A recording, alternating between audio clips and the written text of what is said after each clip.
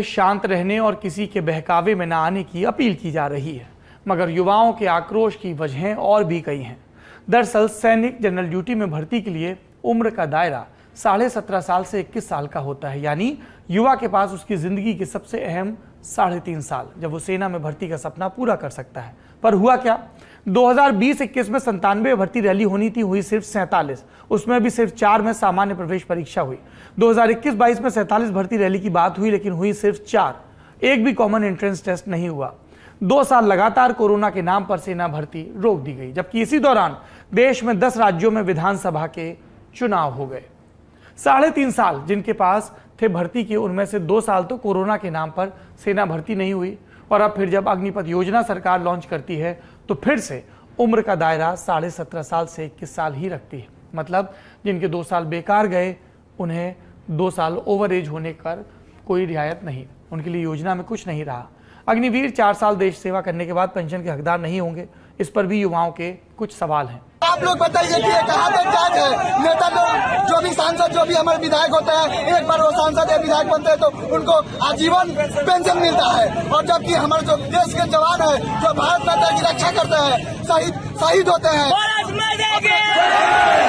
अपने मुल्क के लिए जीना मरना एकदम पसंद करते हैं, एकदम मतलब कि जी जान देने के लिए हाजिर रहते हैं। उनका जो है उनका पेंशन नहीं होगा, उनका लाइफ सिक्योर नहीं रहेगा। तो ऐसी सरकार का हाय है, ऐसी सरकार बायकॉट होना चाहिए। युवा पूछते हैं कि अग्निवीर सैनिक को पेंशन नहीं देना है तो सदन में बैठने वाले सदन वीरों मतलब विधायकों और सांसदों को पद चले जाने के बाद भी पेंशन क्यों मिलती है।